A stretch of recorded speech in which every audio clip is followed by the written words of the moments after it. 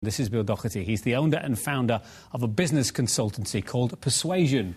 Yeah. Why Persuasion before we get into the business? Why have you called your company Persuasion? Is that what you have to do in business? That's what we have to do. That's what businesses have to do, especially in this recession. It's all about being able to persuade people to do what you want them to do. And there's massive... Which is part with their cash in most cases, isn't it? It is, actually. But you do it in a nice way. They don't realise you're actually taking it off them as you talk to them. Smile while you take their money. Let's start with the Bill Gates story, because it obviously catches people's attention. He is, if not the richest man in the world, close to being the richest man in the world. And he's bought some more shares in JJB, which they've jumped on as a story and told everybody about. About 800,000 shares. It's not really very many, is it? It's not really very many. Sounds a lot, but it's not. Yeah, for me, 800,000, it sounds a lot. But in terms of the total share capital, it's a small amount. But the great thing about this is... It's a bit of a mystery why he's doing it. Last year, he bought a similar number of shares in another company, a carpet company. Just as a one-off? Just as a one-off. Nothing's happened. But if I were the owners of JJB, I would love it to bits. Well, they've told us, and we've told people in Greater Manchester a lot. Share price will go up. They weren't doing terribly well, JJB. JD Sports, which is another local firm, do quite well, but JJB don't. I tried to ask my teenage children, why do you go to one and not the other? Because essentially the products are the same, but, it's all about trends. It's about persuasion. It's back to this persuasion. Yeah. JD, or what, some particular brands are better able to persuade teenagers at the moment to part with their money than others. I don't know why. It's just if they could figure it out and bottle it, they'd be richer than me. It's fascinating. I mean, it is, it's one colour of shoe everyone buys. And if you've not got the right colour, they don't come near you. And JJB, JD, they're getting it right or they're getting it wrong at various times.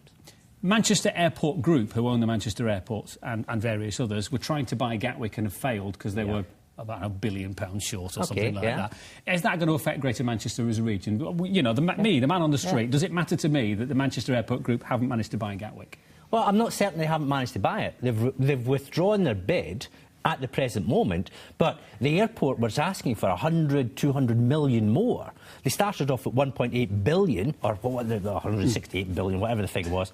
And they've dropped it. They've said they're not going to drop any more. I think it's great. Manchester Airport Consortium are turning around and saying, we're not spending cash. And right now, cash is king in any business. Cash is king in this region. I support, and I think it's fabulous. They'll come back.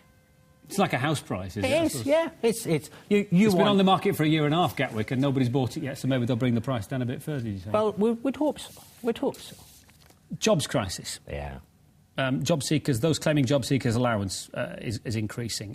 We're now the highest job people out of work since 1995. The government has been, I'm told, urged to find new sources of jobs to tackle the government's unemployment crisis. Now, what can the government do to create jobs? Because they're not getting to the area of artificial jobs then. It's not real work. I know, and this is a problem we've been looking at in the North West for the last 2-3 years. We have the North West Development Agency looking to get funds from Europe to help us to start up new businesses, because the drive here is real businesses, real employment, not the artificial things. We can't go out and build new roads, not easily anyway. But one of the things that's happened in the North West is that there's been a stalling in terms of getting funds into the North West. And that stall, it's been 12 months now. We should have had money coming out into the business community 12 months ago, certainly last December. And it's still there. They're not taking the necessary action. And the other big thing here in terms of jobs and employment is, come the end of the school term, the end of this week, the end of the university term, we have another surge of people coming out of universities looking for jobs. Across the UK, 600,000. And their jobs just aren't there, are they?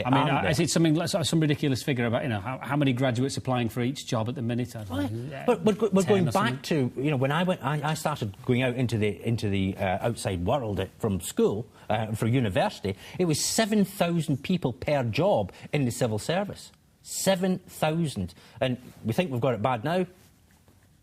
Yeah. Well, let's stay with education, because they're 2 weeks from going out of school, and then of course it'll be the rush in the summer to buy the new shoes and to buy the uniform and buy the bits and pieces. Tesco and M&S unveil uniforms for under £5. They tell us Asda have one for £6, saying it'll last for 100 days of rough and tumble. As a parent, you wonder, don't you, how can a £6 uniform last 100 days? How can they manufacture a uniform and sell it and make a profit as a businessman at £6? Yeah. I can't see how they can make any profit. But look at the advertising they're getting. Each of the superstores are coming out and saying, we will better it, we will better it. Last year, a survey was carried out which said the average cost of the uniform is £220. This year, it's £6. Great that the supermarkets are doing this, but... Is it a loss leader, they call it? Is it want something to draw people in, then they'll spend money elsewhere in the store? Absolutely. Because what you're going to do, you're going to have your family, you're going to have the kids coming in. Yeah. As soon as you start going in there, the lowest price, that will get me in.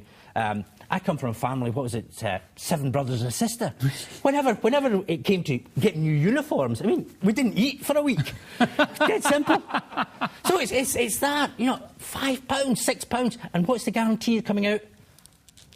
Bring it back if it falls to pieces. So you can't lose, can you? You can't lose. Really nice to have met you. Thanks very much really for your nice thoughts. To meet you. Yeah. Thank you, Bill.